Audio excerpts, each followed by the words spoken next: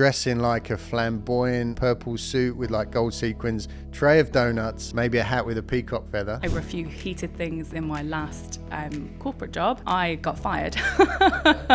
This doesn't just happen.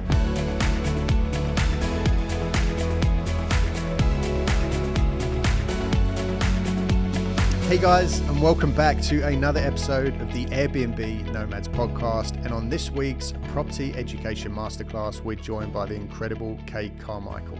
Now, Kate's going to tell a really inspiring story from how she lost her high-flying corporate job to where she is today, owning a huge serviced accommodation portfolio, as well as working with overseas investors, delivering fully furnished turnkey Airbnb projects. Now, this story really shows what's possible if you just get up and say, I want more, I can do this, with confidence, grit and determination, and moving on to achieving your best self. Now, guys, if you get value from this episode, if you're inspired, I would please ask that you follow the show and please leave a review. It helps us more than I can possibly say. Until we get to that point, grab yourself a cup of tea, get comfortable. This is a really juicy episode talking about all the nuts and bolts of what it takes to build a really successful serviced accommodation business. I can't wait for you to hear it. Here we go. Hey, Kate, welcome to the podcast. Hi, Alex. Thanks for having me on. Thanks so much for coming in. I'm excited about this episode for a few different reasons. Mostly because on this podcast so far, we've been talking to people who obviously are somewhat involved in property in some way, pretty much everybody, but they've also got a lot of other stuff going on. You are heavily involved in serviced accommodation with Blue Puffin Stays. So I'm excited to dig deep into the business, how it works, how you've managed to make it work so well and so successfully. And then we had a brief conversation outside about what your future's looking like, how you want to build the business.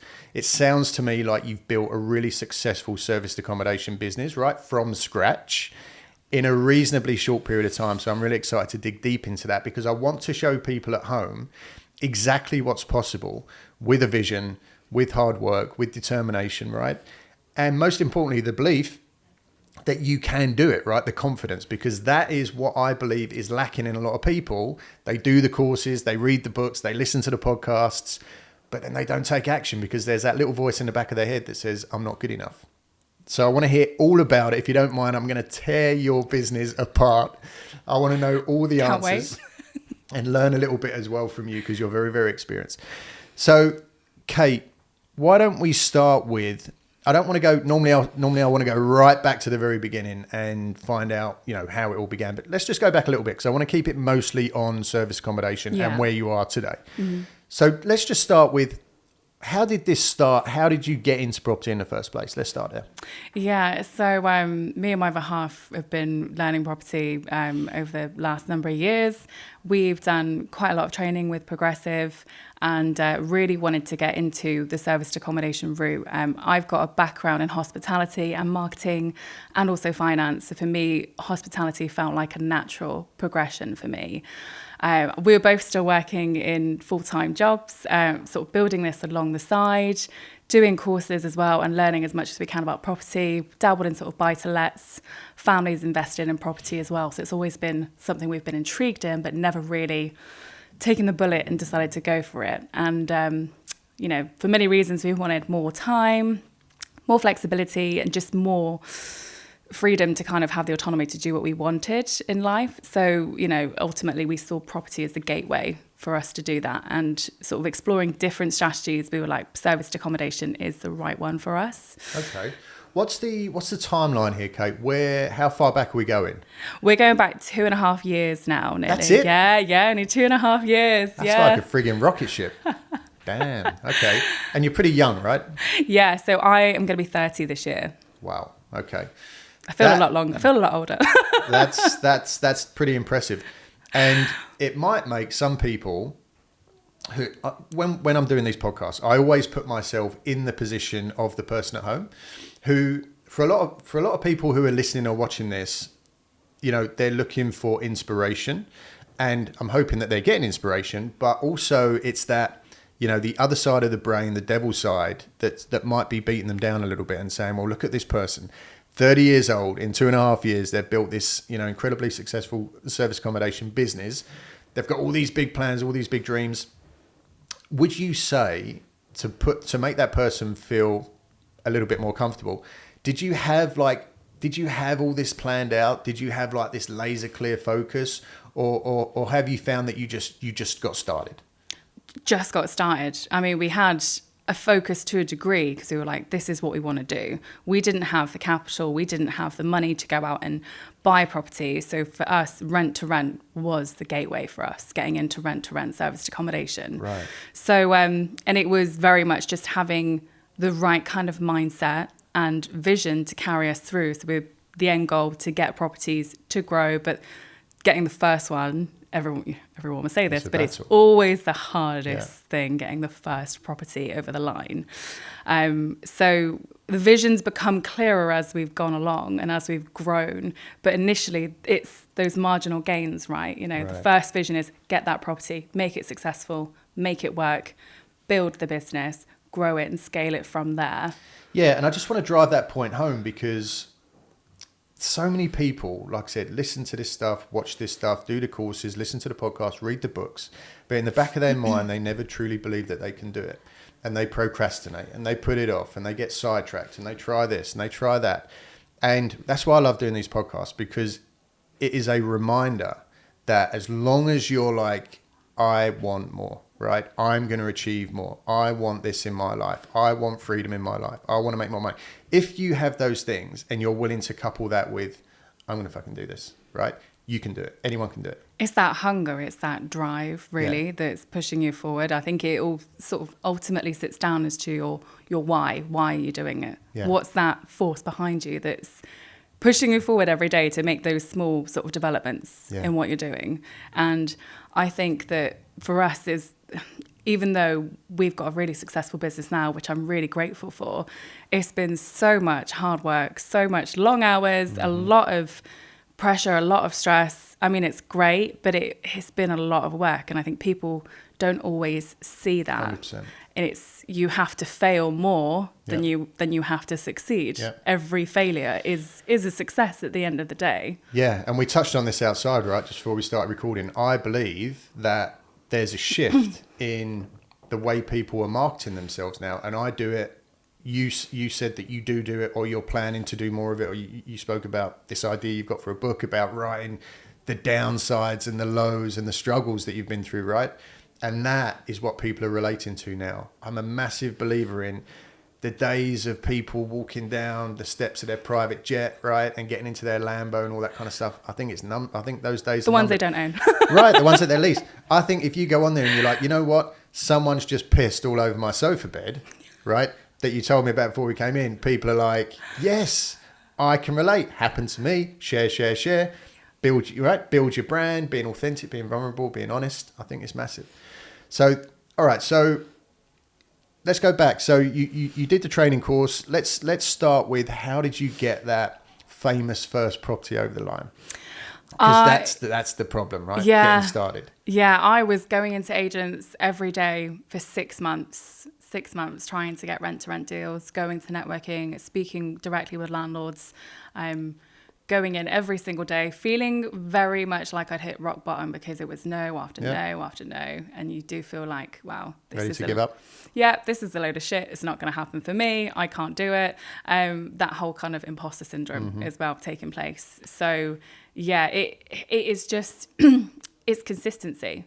Those gains over doing something every single day, going in, and regardless of the no's, keep going back, keep kind of believing what you're doing, and it does eventually come. And it sounds like a cliche, because a lot of people say, oh, you know, you will get there eventually. But if you are prepared to put the work in, you keep doing it every day. I was going into agents in Portsmouth every day, because this is the area that we started. We've got properties dotted around Hampshire and the Cotswolds. But every day for 6 months. And at this point, actually, I wasn't working in a job, so I did have the luxury of more time on my hands. So whilst I was learning about property and doing it on the side, I was in a really, really terrible corporate job at the time. It made me miserable. And that was kind of spurring me to go faster and get out of my job as quickly as I could. And it got to the point where, let's just say, over a few heated things in my last corporate job, I got fired. Okay. I said a few things, a few home truths they didn't like, Yep. and it was either get in line or get out. And Right. I was like, well, I'm not putting up with this shit. Yeah. So I left, and then was like, oh fuck, what have I done? That's pretty cool. Let's dig into that a little bit. What do you think, Kate, about, as far as I can see it, there's two different ways that success normally comes about. It's either from someone whose back is well and truly up against the wall, right? They've got bills coming in, they've got kids to feed, they've got rent to pay, they've got mortgages, whatever, right? And they're forced into a position where they need to take big action. Or you've got the other person they're okay, like things are kind of okay, somewhat comfortable, but they're massively, massively empty inside, right? They're not fulfilled through their job, they're sad, they know that there's more to life, and they decide to take that big leap and step off the cliff, right? And leave their job.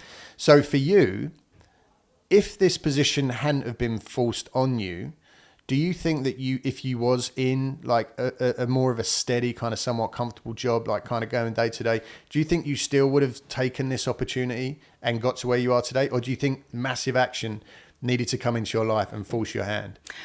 I think that it would have still happened, but on a much slower scale. For me, having that massive actions really pushed me, and it was having kind of the control taken out of it. Really, I set myself a deadline of, we need to make this happen in 6 months, because I didn't want to go back to a corporate job. I'd had enough, and I was like, no, well, it's done now. I'm fine. I've been fired. So for me, I need to try and make this work. I've got the time to do it. Lived off of savings. My other half supported me, and I'm not saying that's the way that everybody should do it, of course, but for me, it really gave me that push and that drive. Well, I'll tell you what, the reason why I wanted to ask that question is, and it's funny as these podcasts kind of go on and I'm meeting all these people that have kind of made big shifts and achieved, their dreams, or they're on the way to their dreams. A lot of the time I'm finding that it is, again, a bit of a cliche saying, but it's so true, that adversity creates opportunity, right? Yeah. So your hand was forced, you got fired, right? A lot of people, and again, it's the traits of people who are being successful or achieving big things. It's the mindset of, well, fuck, I've been fired. I can either lay around, right, cry, eat Doritos and watch Richard and Judy. Is that still going? That was a while ago, right? I think I did that for the first week. Right. Or you dust yourself off and you're like, okay, this is now my opportunity, right? That's gone. I now don't have a choice. I'm going to start tearing shit up and make stuff work. So I love that, tearing shit up. Yeah. So I'm just saying it because there might be someone at home who's going through this right now and they're feeling lost and they're like, right, I've got no income, no job, no idea what to do. Take that opportunity, right? Your hand's been forced. Take it and say, right, now I'm going to do what I really want to do. Now I'm going to achieve what I really can do. Right. It was an opportunity for me in disguise, and actually looking back on it now, what I thought was one of the worst things to happen to me at the time, it was the best thing. It gave you space. To me. Yeah, it was the best thing. So massive opportunity in disguise there, and I think without that, I wouldn't have had the push to go on as quick and as full bore. I was like, if I don't have what I need in 6 months, I need to suck eggs and go back to a corporate job. And I really didn't want to do that. Tail between your legs. Exactly. I can relate. I'm not going to sit here and, get my handkerchief out. I've had a blessed life. I've had jobs that for the most part I've chosen to do. Fantastic life in the sun, working on yachts and scuba diving, whatever. But I also was guilty of spending too long in that comfortable space. Decent paycheck, comfortable, no stress, this and that, all the perks of the job. But inside, I'm like, even though I'm comfortable, I know I can do more. I want to be here. And right now I'm here. So until it's same for me, I lost my job and I'm like, okay, I can either go and get another job doing the same thing and remain kind of somewhat comfortable, but not really that happy, at the risk of looking back in 20, 30 years time and going, well, what if? Right. Or I can make the shift now and go all in. What risk did you not take? Right. Yeah. Exactly. The biggest risk is not taking any risk at all is the other saying, but it's very, very true. Okay, so coming back to the journey, how did you get so no, right? You want to give up. What's this all about? Imposter syndrome. And then what? You got the one lucky break? Two. An agent or I had landlord? two at the same time. Two estate agents offered me 2 properties within the same week. And that came through from consistency and not giving up. Yeah. So one of the rent-to-rents that we had, it was an ex-student HMO. And with the current market, 2.5 years ago, they weren't getting the same rents for it.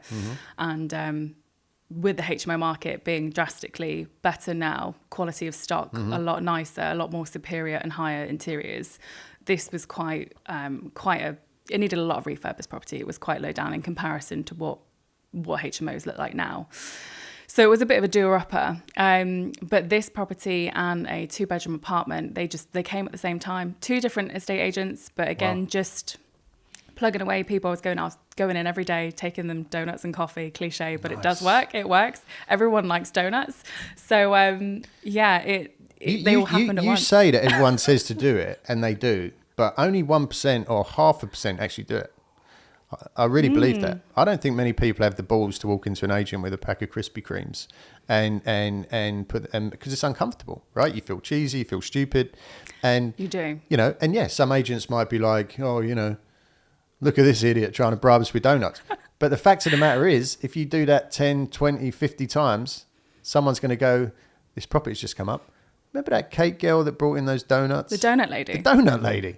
Let's give the donut lady a call, right? Yeah. So it does work. It does. So again, another testament. I'm all about reflecting back the things that you've done to be where you are today. And that is testament to you for being the donut lady, right?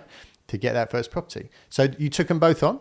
Yeah. Yeah. So one was a HMO, rent-to HMO? Yeah, it was dual class. So we could use it as a serviced accommodation property, but it was a HMO, ex-student HMO. Right.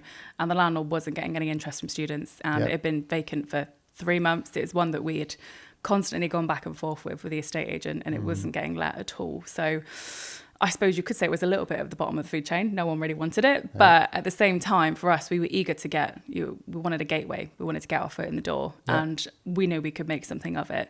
And it is one of my most successful properties to date. And it makes us a lot of money.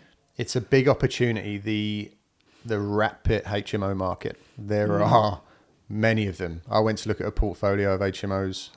I won't say where, but a little while ago. And I mean, bad. And they're empty for a reason, right? Because even for students, they don't want to be there. And the universities are being built. They're building accommodation for their students. There's a lot of empty HMOs around that aren't up to standard. So that's a good tip there for people who are starting their journey. So you locked in both. So literally at the same time? Well, within a week of each other, within a week. Okay. So we had the one come through, 3-bedroom house. Yeah. And then we had a 2-bedroom apartment a week later. Wow. And both same area? Yeah, both same area, both in Portsmouth. In Portsmouth, okay. And you'd already done some training around service accommodation? Yeah. So you was ready to get going? Yeah, we were ready to rock and roll. How was that process starting? Because again, let's be honest, when you start in the business, it's a pretty scary place, right? You're not sure how it's going to go. You're not sure if your listings are right, pricing's right, dealing with guests. There's a lot of nerves around. So how was it? How did it start? Was it a little bumpy or was it awful? It was awful. Awful. It was awful. Let's be honest. It was the biggest mistake of my life. Our properties went live. The interiors were good. They're not as good as they are now. We've learnt with the interiors. The interiors were what I would call, they were nice. They were modern. They worked. We've learned as we've gone along, me and my other half, who I run the business with, but really upscaling the interiors and the importance of maximising on returns through interior design for the properties. But they were okay. They weren't too bad. We didn't invest in any professional photography at the time, which was the biggest mistake. We thought we could do it ourselves. So I had a decent camera sat at home. Shut down the snake, click a few. I had a half decent camera at home, so I'll take the photos myself. I'll edit them on Lightroom and save myself some money. And we went nearly a whole month without one of them getting any bookings. No way. And obviously on a rent-to-rent, that's quite dire. We launched in October. October is probably it is one of the worst months to launch a property, going into a seasonal market, especially in somewhere like Portsmouth on the coast. Even though it's a city, it's seasonal. So for us, bookings are dire as it is. The other property, we were quite lucky. We got a 6-week booking off the back, but that was actually from a recommendation from a friend, not from listing, not from Airbnb, booking.com. It was just by pure luck and recommendation. And they were quite happy with it, but the photos and the listings didn't reflect how nice the properties were, But because there's a bigger process, you can have a nice property and do all the right things with the interiors. But if you don't have it listed well, if you don't have the copywriting done or professional photography or listed in the right areas, and you optimize that, it will fail. If you love to travel like me and you understand the power in escaping the money for time exchange trap, but you just don't know how to do it, then building an Airbnb consultancy business could be exactly what you have been looking for. Right now in the UK, there is a completely untapped opportunity through helping struggling Airbnb hosts by turning around their underperforming properties and generating you huge commission payments in the process. We are going to teach you all of the tools and all of the techniques that we've learned over the last 5 years through building our very own multiple six-figure Airbnb business, arming you with everything that you need to swoop in and save the day. Minimal startup costs, zero risk, and almost unlimited potential. Sound good? Welcome to the Airbnb Consultant. Contact us through any of the channels included in the studio notes to get the conversation started. There's a lot of moving parts to the business, and that's what we found working with our mentees, is that we thought we were going to start helping people to start their business, but instead we got inundated with people coming to us and saying, we've already got listings, we're bleeding badly, can you help us turn it around? And like you said, you go in there, you dissect it, break it all down, and you can see it. Yep, the listing's not optimized properly, your calendar's all messed up, you know, your target market's all wrong, So these are all things that you pick up as you're moving along. But what you said, Kate, about, which was interesting, was, you know, you launched in October, which isn't the greatest time lead up to Christmas. But I think what you need to accept when you're getting into the business is that really, you know, if it's a rent to serviced accommodation unit, and it's your first one or two, and you're out there like kicking in the doors, like doing everything you can to just try and get that first property. If they say to you, you can have this property, but you got to sign on Christmas Eve, right? You're going to take it, because you've got to take it. So, you know, what can you do? Really, the landlord or the agent's kind of dictating, you know, when you can take on that first property. So you made it work. So what happens after that? So you've got two up and running. You're kind of learning the ropes, you know, you're ironing out the creases. So what starts to happen from there? Now the snowballs started to roll.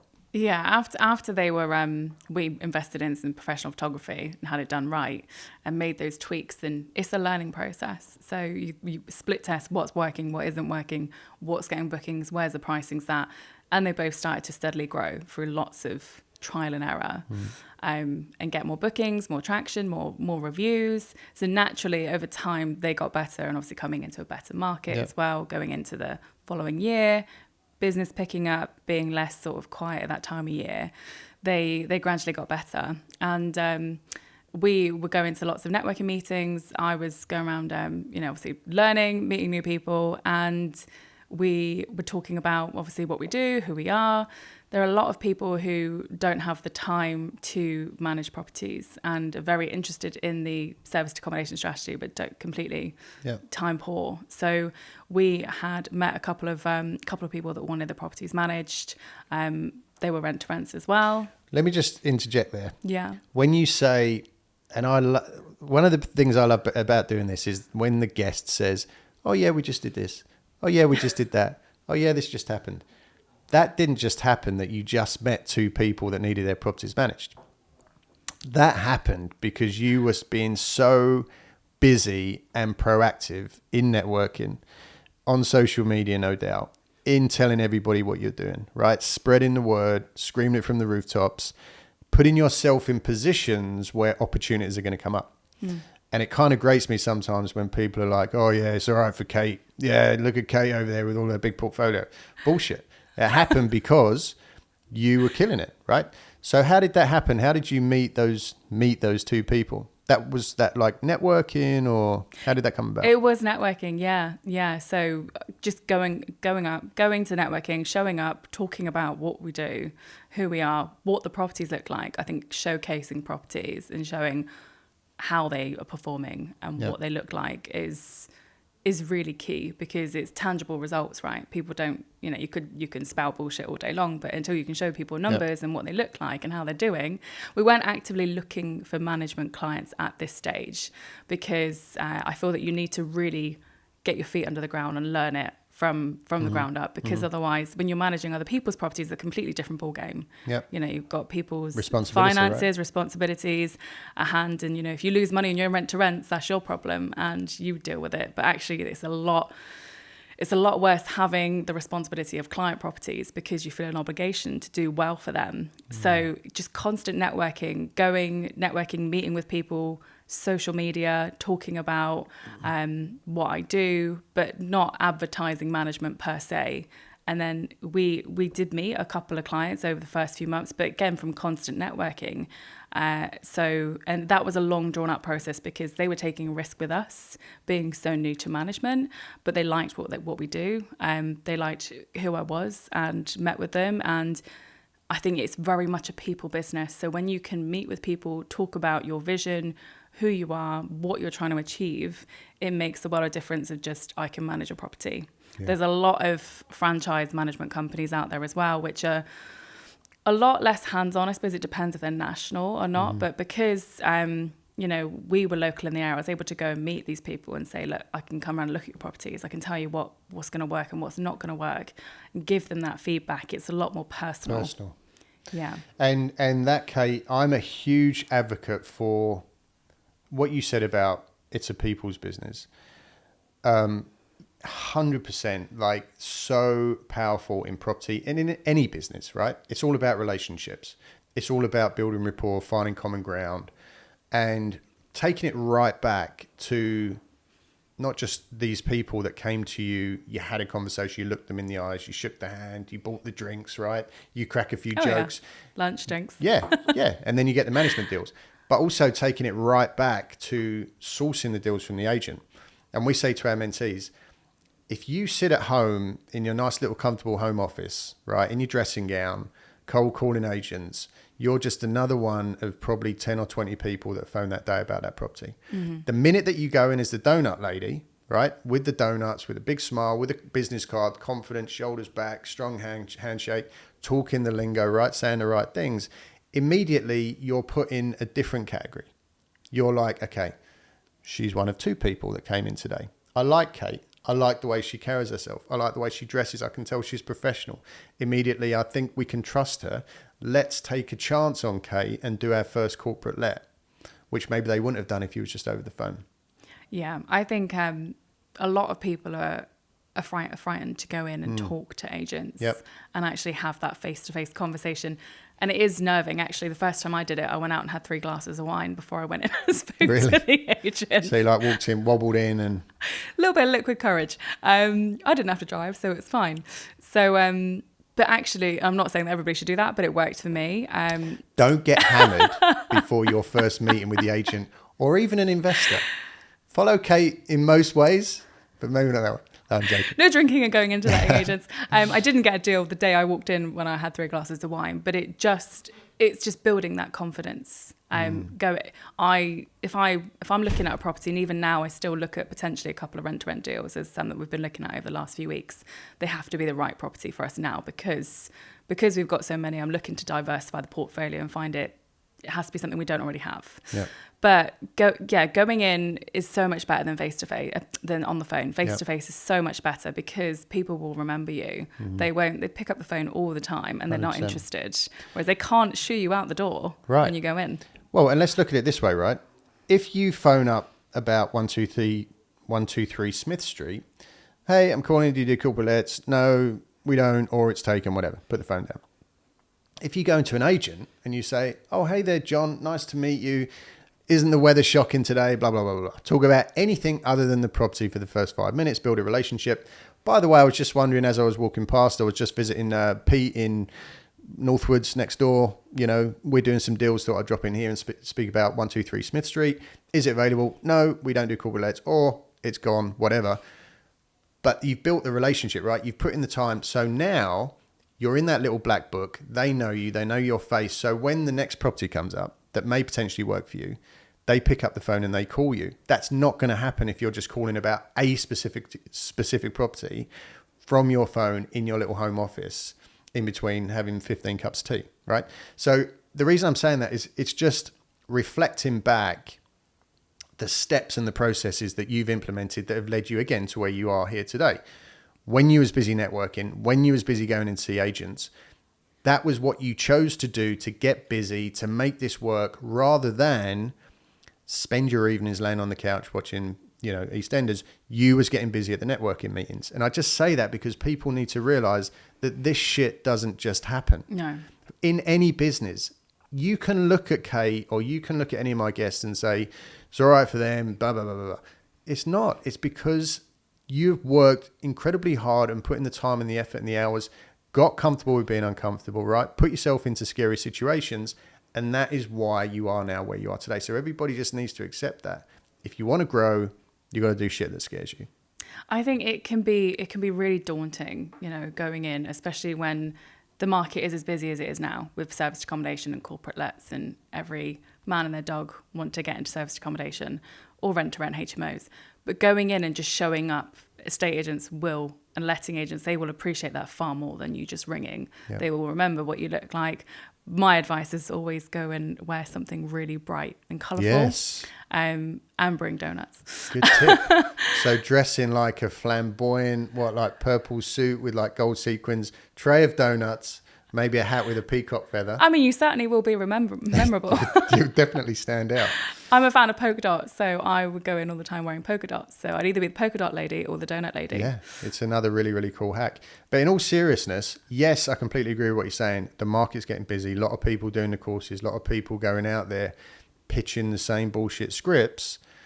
But I also believe that if you implement the steps that you're talking about, it's not very difficult to rise to the top by being different and by actually doing shit.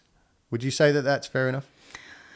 Yeah, it is. I think, people will get a gauge if you're talking off of a script or if you're going in being more authentic, because you can say what you need to say off of the back of, this is the basics of what I'm looking for in a company let. I'm looking for, for this and that. But actually being more authentic, talking about who you are, maybe what you're trying to do, what you're trying to achieve. Maybe you've done your research more. It is easy then to rise from that. It's as opposed to just going in without very little thought. Yeah. I think it needs to be more strategic when you're going in and have a bit more of a plan. Yeah. But it's definitely possible. And I don't know if a lot of people realize what I see. A lot of people, I'm not sitting here like I'm the guru, whatever. But what I do see is that when people, especially on their socials, it's ramming what they do. I want this. I want to help you with that. Do you have any properties? Day in, day out. And people, I honestly believe, don't read that stuff. What they will read is, hey guys, I'm Kate. This is my big why. This is my reason for my family, for this, for that, to achieve my dreams. I'm going to keep going until I succeed. Tell your story about who you are, 70% of it, to build your brand.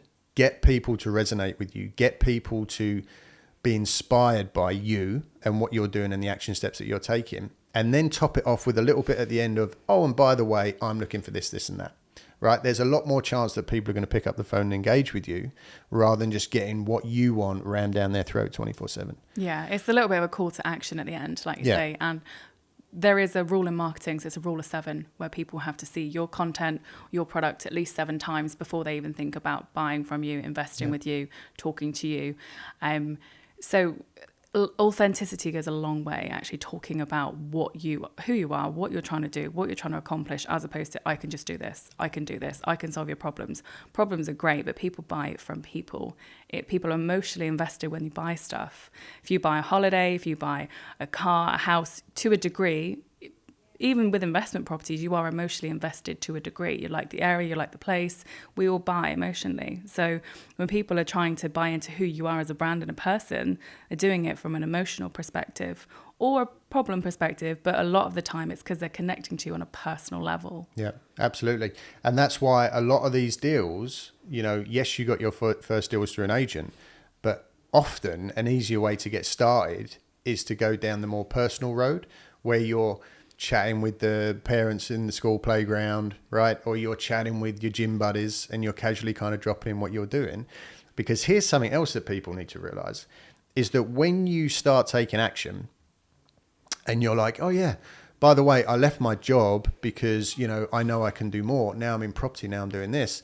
For you, that's your own internal journey, right? That's your battle. You're scared. You don't know if you're going to succeed. You're doubting yourself. You're getting up every day like, what the hell am I going to do? I feel lost.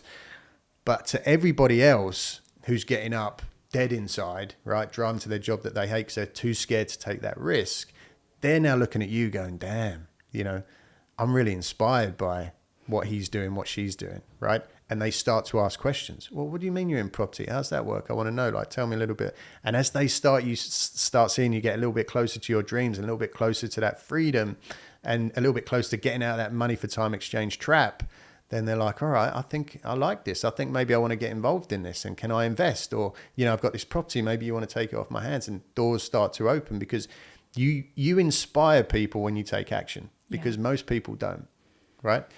So that's something else to realize as well. All right, so let's move on through the journey a little bit. You've now got 4 properties, your 2 rent-to-rents. You've taken on a couple of management deals. Yeah. So now you're kind of getting established. You got some case studies. So now presumably ears are starting to prick up, and the phone's starting to ring, or what happens now? Yeah, I mean, we focus more on doing processes and systems, trying to perfect what we, to a degree, can't perfect everything, but making what we had work, because we took on 2 properties in October when we first started. What's that, October 21? And we grew it from that. We then had management deals with a couple of people. So we were focusing on making sure that they were right. They were performing as they should be. And then after doing that for some time, getting processes kind of all stacked together, working, automated, because when you're growing a service accommodation business, you need to automate processes because it's very, very manual. It's very admin heavy. And if you don't, you will just be working in it all the time. And then started to go out and look for more management clients and actually talk about, this is our success.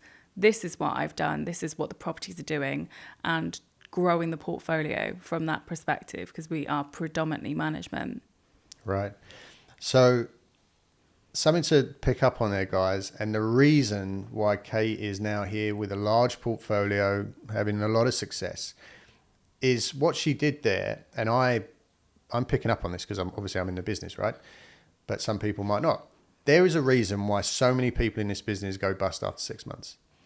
A lot. And it's because they get wrapped up in another property, right? Dangling the keys outside the house, looks great on social media. But in reality, their business, their systems, their processes, their knowledge is shit, right? So they scale too quick, cash flow hits a wall, goes off a cliff, and the whole deck of cards falls over. What you did, and whether you know it or not, I'm pretty sure you do, obviously, is you got to 4 and you're like, okay, right? You're pushing the train uphill.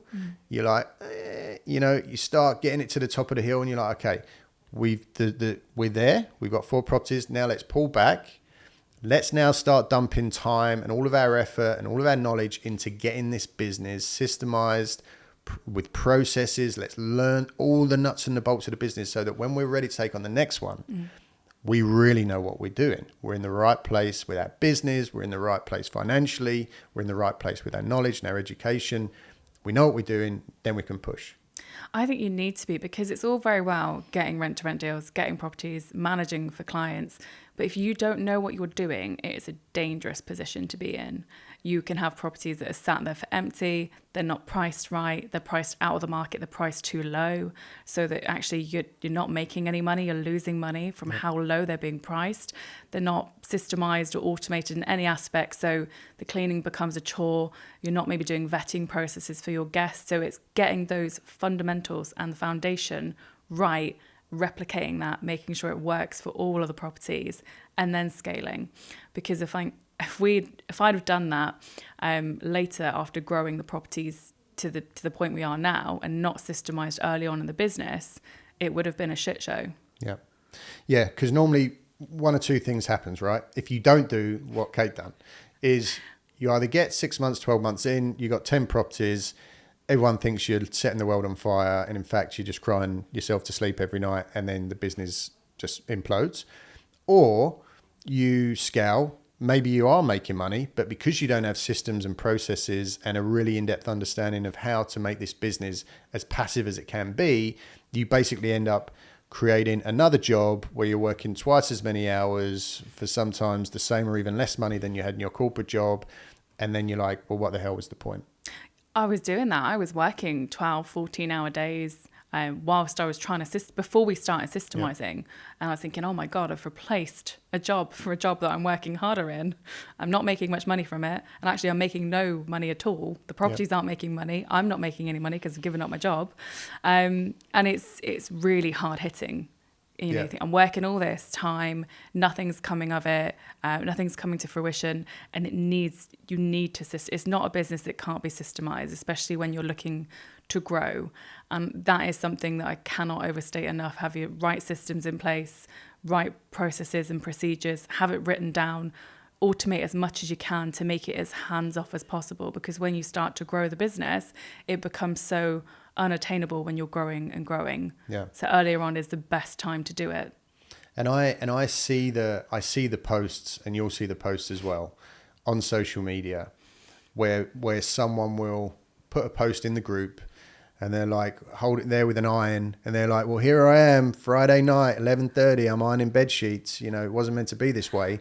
And then there'll be 1,000 comments of people going, ha ha ha, yeah, me too. Here I am doing the dishes. Yeah, here I am cleaning up dog shit in the garden. You know, what's going on? And it's funny, right? People are like making jokes, but I'm looking at that and I'm like, that's actually pretty sad, because what it does is it highlights the fact that, and we were chatting about this before we came on, and this is paramount. Whether it's this business or any business, you need to sit down at the start and say, why am I doing it? Where do I want to get to? How do I want this to look? What's the point? What's the why? And if you don't do that, then you end up basically going in blind, and you're just going to create yourself just a massive pain in the ass with another job. It can become overwhelming. But with a lot more stress and risk, because you're on the hook for it all. Yeah. So we touched on it briefly out there, but just for the people watching it or listening at home, how did you get to a point where you're like, okay, this is now the next step. We need to pull back. I want to get to this point. So from here to there, I need to do this in between. I need to get this business clean, neat and tidy, systemized. Where did that come from? Was that just from your training? Is that who you are as a person? Is it because you're an entrepreneur? Like, what was it in your head that said, this is the next step, the next logical step that we need to take? I think for me, it was trying to get more time back. I found myself working all hours of the day and had just replaced a much longer job. And it wasn't feasible. I couldn't carry on working such long hours. For me as well, I always got into property with the view that it would be, I can design my life around it. I can go off and do what I want, set my hours, go and travel. I love traveling. My folks live in Spain, so I'm always off going to visit them. I need it to work without me. We've got a common love for Spain. I need the business to work without me, because although I can't be in it forever. I think you always have to think about not necessarily an exit plan, but sometimes an exit plan, or at least if you don't ever plan on selling your business, how does it operate without you? So getting in and doing that early before we grew, it was a matter of making sure it fitted into our lifestyle, because there came a point where I started to resent the business, because I was really proud of it on one hand, and then I was working so much in it and I couldn't understand why it wasn't being as automated or systemized as it could be. And then doing more research, speaking to other operators, reflecting back on my training, realizing what I wasn't implementing, and actually this is what I need to do to get X, Y, and Z, and we need to start doing this now, because then otherwise I'm not going to be able to go on holiday. I'm not going to have that comfort knowing that things are more organized when I'm away, knowing that our cleaners have got all the cleans scheduled and automated without us having to contact them. There's an app in place that we use. Our cleaners take all the photos and send to us. So really, really, really powerful there, and just something that everybody needs to realize is that what, you know, keep banging on about it, but it's everything. You got to a point where you're like, okay, I've got here, let's stop, let's reset, let's think about where we're trying to get to and what do we need to do, what's the steps we need to take now. Don't just keep taking on properties, you know, to look good and tell people, oh yeah, now I'm at 10 properties, 12 properties. You've got to have the fundamentals in place, otherwise the whole thing falls over. Really, really cool. Kate, I see time's flying here because there's so much juicy stuff here, but I want to touch on briefly your partner, who I know you're engaged. Congratulations. Thank you. He was there throughout this journey, right? Yeah. Talk to me a little bit about his role, because I did a post about this a little while ago. The importance of having a supportive partner with you in life, obviously, but also massively in business. If you've got this dream, if you want to achieve this and that, and you want to go out and become your best self, you might have all of the best intentions, all of the best energy when you're at the networking events and all the rest of it. But if you come home and all of that's getting pulled and sucked out of you by a partner who doesn't believe in you, or doesn't believe that you can do it, or maybe doesn't even want to go on that journey with you, that in itself can be enough to stop you dead in your tracks. So I hope after I've just said that, you're going to say that your partner was very supportive throughout the journey. Yeah, that's what my partner is like. That's what I should say. Yeah. No, I'm joking. Marriage is off. No, he was really supportive. Yeah, he's more risk adverse than me. I'm a little bit like a bull in a china shop, and I just kind of go full bore for it. And sometimes that's good and that's bad. So he's more risk adverse, and it took a bit of convincing at the start, being completely honest and transparent.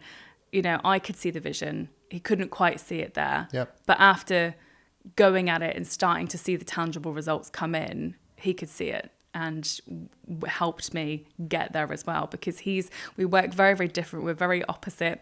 He's good at a lot of things I'm not, and I'm good at a lot of things he's not. So we complement each other really, really well. I mean, it is bloody hard running a business with your other half, and it does take kudos to you guys for making that work. It takes a toll on the relationship, but if you can make it work, it is like having a power team and having someone who supports you, whether that's a partner, fiance, husband, wife, friends.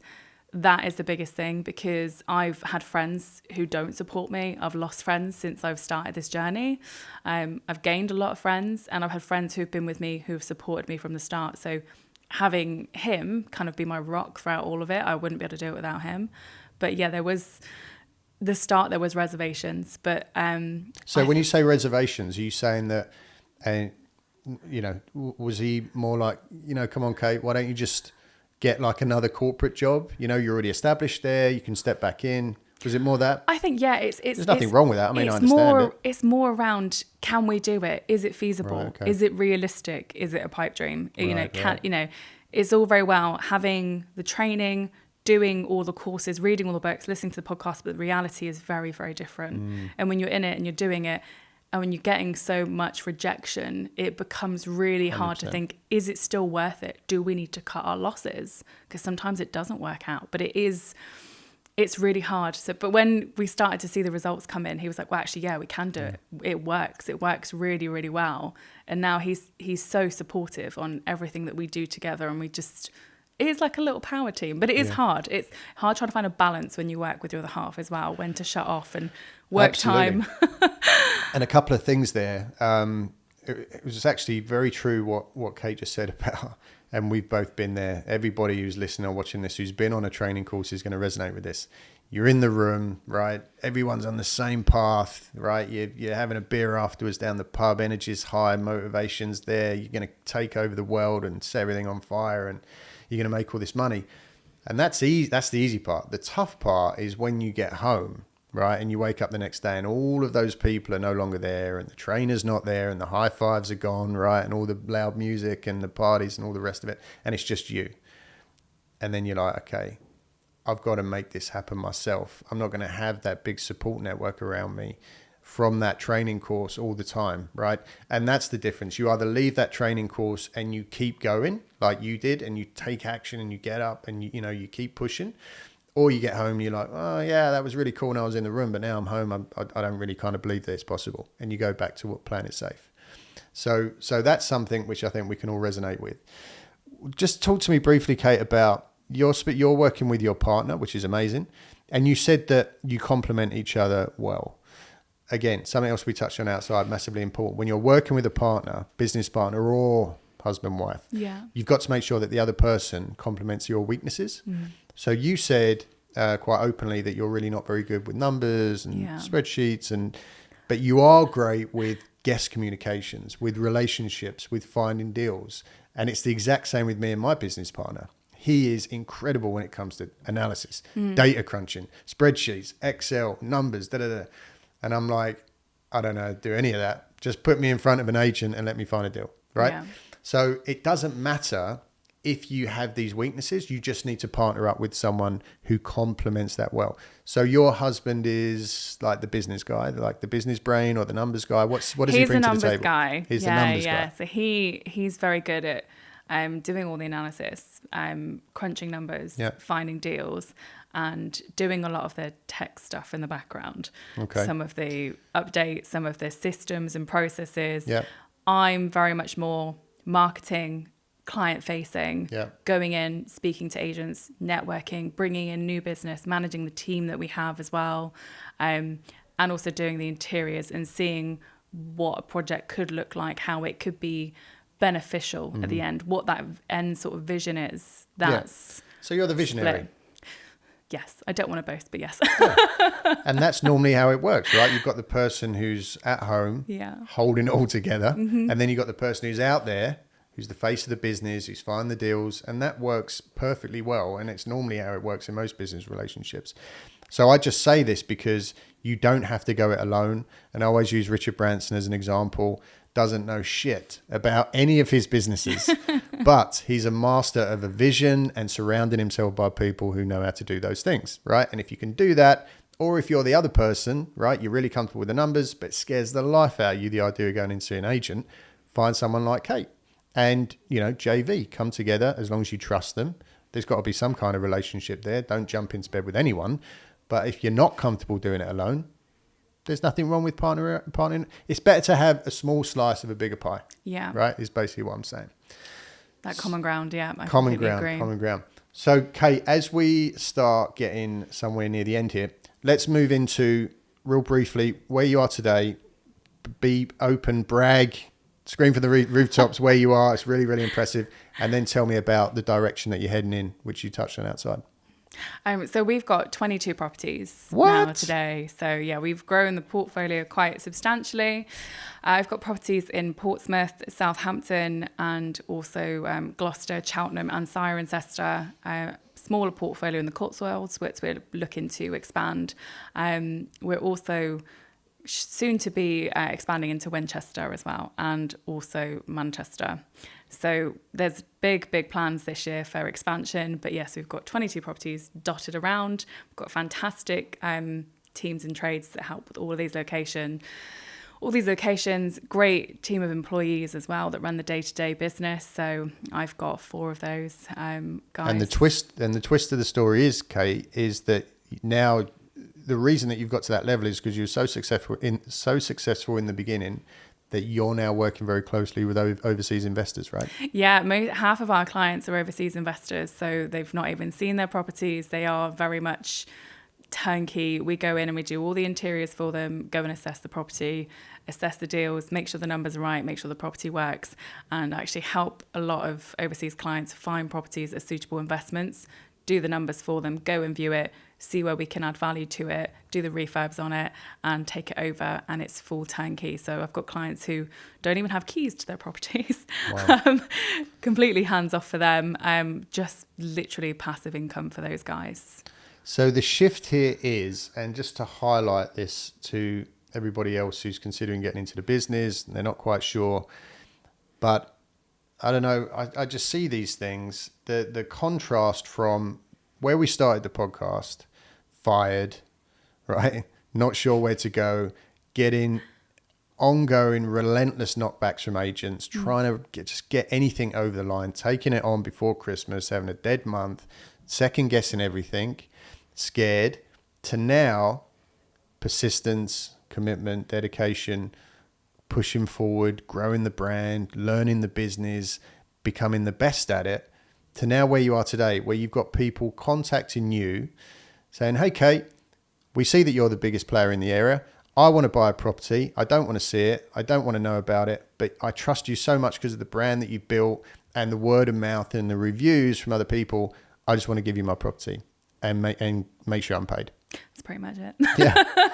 So just to reflect back that journey in a 30-second nutshell of where you was and where you are today is pretty cool. Yeah. Do you see that though? Yeah. Or? It's I need to spend more time sitting back and reflecting, because sometimes when you're so busy, it's hard to forget where you've come from and the growth that you've had. But it has been, a real journey for us, and the business is in a really good place now. I love the socials and the brand that you've got with Blue Puffin Stays. Blue Puffin Stays, Really, really nice. Thank you. Yeah, hats off to my incredible team, because they do make that work as well. So Outsourcing. Yeah, nothing wrong with that. I cannot recommend outsourcing enough, because when it becomes this big, you need to outsource and find a really good team to help you, and having that vision and that ethos in your business will help you find the right people to make it succeed, because they believe in you and what you're trying to achieve. So my team are fantastic. They all go above and beyond because they see what we're building and the vision behind it. And they genuinely, at least I hope they do, all love their jobs. They say they do. I'm sure they do. Why wouldn't they? So tell me a little bit about where you're going from here. I know you've got big dreams, big plans. I think this is just the beginning of where you're going to be heading to. So what's the future look like for Blue Puffin? Yeah, so we've launched our interior design service within the last sort of year and a half. So we are growing that more this year as well by sort of doing hands-off interiors, full turnkey for clients and investors, HMOs, serviced accommodation and co-living. We do that for all of our own properties, so they're all done to a really high standard for the interiors, because they need to be. We're going to be focusing on growing that. Do you have a, sorry to interject, but just out of interest, do you have like a brand? Do you have brand colours? Yeah, we do. Yeah. Okay. Yeah, mainly all blue, hence the name Blue Puffin. Blue Puffin, yeah. But yeah, blues, turquoises, greens. We also have a lot of our properties terracotta, but they have similar themes, but they're all very different. They're not cookie cutter. Okay. I like all the properties to offer something different, and they've all got their own names as well. So the guests will know them by their name, not just by 1, 2, 3. And does the let's say that I live in Dubai, I buy a property in Cirencester, and I want to give it to you. Do I have any input? Like, would I want any input in what you're doing with it? How does that work? I'll be honest. It's not that we don't want input from clients, but input for interiors is very specific, because we know what works well in the market. We know what guests like. We know what makes more money. We know what properties have to have from the interiors in order for them to have a higher nightly rate, to make more, to maximize on that return on value. And people tend to also equate, when they're doing interiors, from a very personal aspect, what might be personal for you or for other people. They think, oh, well, this is really nice. Actually, I love frilly net curtains. We take on a lot of properties. Our focus at the moment is actually taking on properties that are underperforming. So underperforming SAs, Airbnbs. We are taking on properties that don't have good occupancy, that aren't hitting their pricing. They're not making good returns for the client, because it's such a saturated market. They have to stand out. The interiors have to be right. The marketing has to be right. The photos have to be spot on. So it's lots of moving parts. So we prefer not to have input to a degree. If it's more of a refurb job and there's some renovations there, kitchens, bathrooms, there's more of a conversational piece with the client, because that is more structural. But in terms of the soft furnishings, the interiors, we do that all completely hands off, and the client doesn't tend to have any input, because we know what will work for them. And they're always very happy with the end results. We do keep them kind of abreast and saying, this is the mood boards, this is the schemes that we're going for, this is what your property is going to look like. So they have that end goal and they can be kept in the loop, but they can see how it works. And that's the thing. Sometimes it's very, very difficult, because clients will want to input, but actually it's in our best interest to say, this is what we know works. You might want this, but actually, so for example, a lot of people like very minimalistic, from a personal aspect, very minimalistic properties, and very white, very plain or cream. They don't like big, bold colours. We're known for having bold colours in our brand, and bold is better when it comes to serviced accommodation. It stands out so much more. Pop in on the OTAs, Yeah, but a lot of clients don't like that, because they wouldn't have it in their house. They wouldn't have it personally. But you have to differentiate. You're not the guest. You're not buying into They're looking at it with their heart and not their brain. Exactly. So it's very, very different what works for a client, what they think is nice, compared to what guests are looking for. And what that highlights, Kate, is your levels of confidence in your brand and what you know about the business.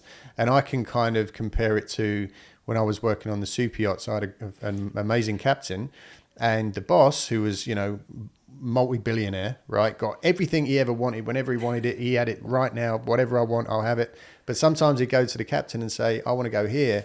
And the captain would say, yeah, we can't go there, or we shouldn't go there because of X, Y, Z. Because he was that confident in his knowledge of the area and the weather conditions and all of this.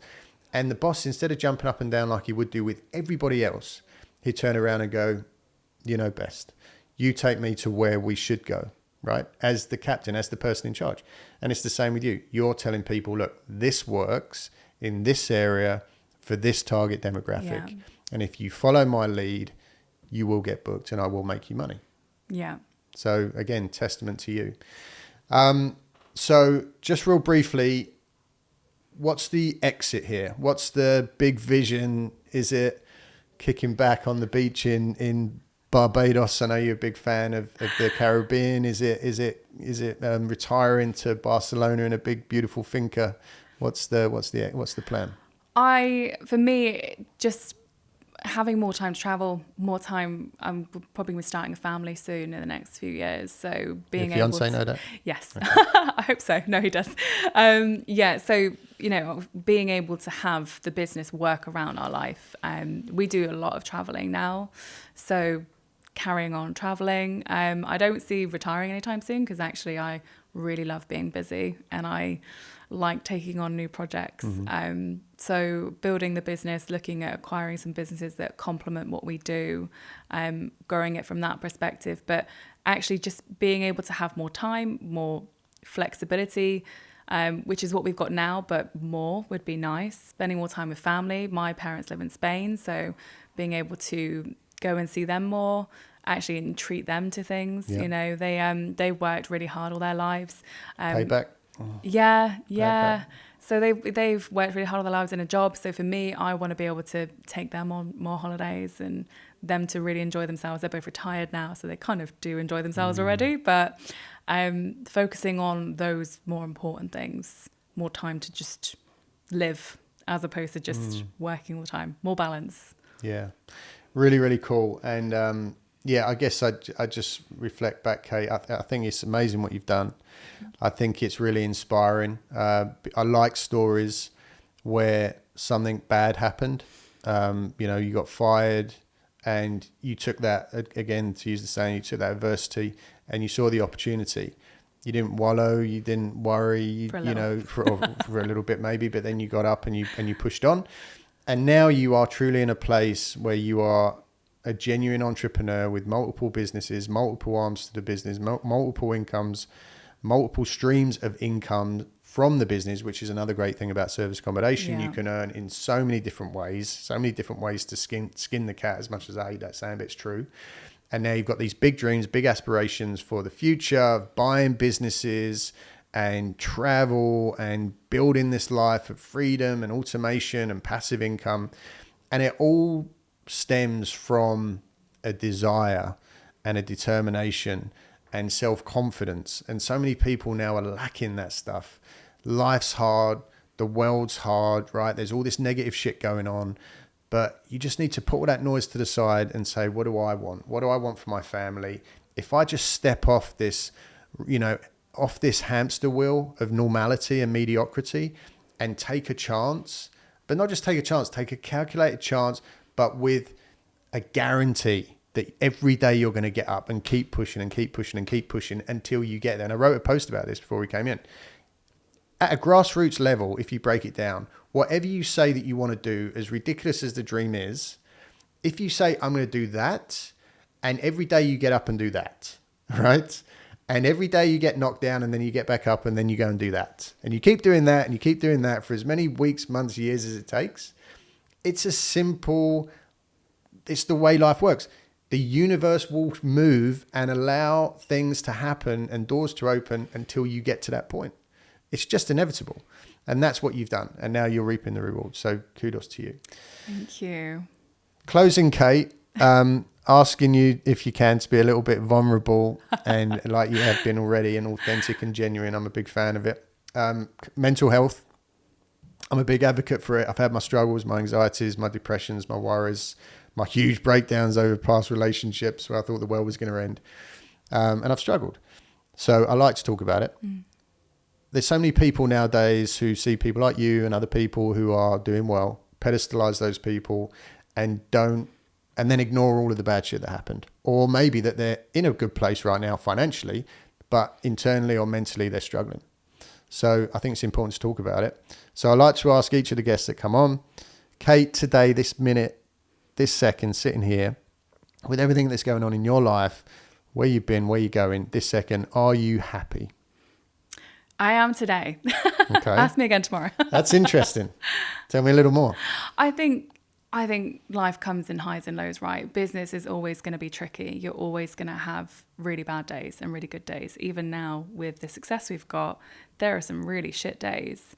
And it's just, they won't always be bad days. And I think it's even harder now in the world of social media where everything's so prevalent on video. There is a natural progression for people to compare their journeys to everybody else's. You know, people might sit here thinking, I'm very successful, I have a lot of success with properties, but only the other day I was thinking, God, I'm not as far along as these other people that I'm looking at.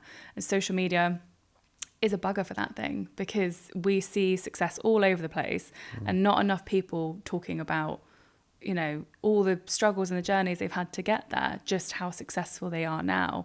And for me, sometimes that's been playing on my mind a lot, because I've been thinking, I should be doing more. I should be there. I should be doing more, making more money. I should have more property. I know. What do you want? But this is what I mean. Comparison is very, very easy. Yeah. And that, I think, that's been playing on my mind a lot, thinking I could be doing more. I could be doing better. We need to take a step back and think, where have we come to date? Yeah. What have I achieved so far? So I think it's an ongoing endeavor, mental health, and battling that alongside a business. I think prioritizing health, making more time to do the things that you want. So I love exercising. I have struggled starting a business with finding a routine up until the last sort of 6 months. I've always put it off and done it in the evening, but then I'm too tired. I also suffer with chronic health. So for me, it's really difficult in the evening to actually exercise. So now I'm doing it in the morning. I serve myself first and then serve the business. Huge tip. Yeah. So serve yourself first, then the business. Do the things that you still love, make time for them. Because if you don't, you'll end up resenting your business or your job or whatever you're doing. So I think it's every day, good days, bad days. I'm having a really good week so far, but we are on, Tuesday? There's plenty of time to go off the rails. I think it's just trying to be consistent with doing the things that you like, that bring the little things that bring you joy. Reading, having a bath, exercising, spending time with friends and family alongside your business, because life is short, and if you don't make time for those things, it will just run away with you. Yeah. Well, there you go. Just goes to show that nobody's got it all summed up. Nobody's perfect. Everybody's having their problems and their struggles. And just remember, I'm sure you'll agree that when you're surfing social media, comparing yourself, that most of the shit that you're looking at or listening to isn't real. You know, a lot of it's just to, build it's a brand. It's a facade, isn't it? Some of it's just a load of bollocks, but... Absolute bollocks, 100%. Kate, one very last thing, and we're kind of going on a bit, but one very last thing. What would you say to people at home who are inspired by your story and still just thinking like, I just don't know if I've got it in me? In a couple of sentences, what would you say to them people in order to get them to step off the edge and go for it?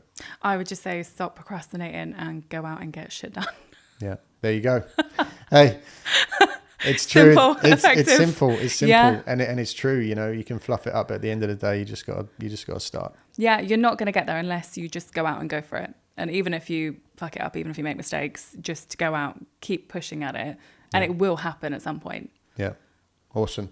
Kate, thank you so much for coming on the podcast. We're going to put all of your information in the show notes. So if you want to reach out to Kate, if you want to talk to her about SA management, if you want to talk to her about building business or taking over the world, then this is the lady you need to speak to. Thanks so much for coming on the podcast. Thank you for having me on. Really, really appreciate it. And thanks so much for listening and watching at home. And we'll see you next week on another episode of the Airbnb Nomads podcast. Thanks so much.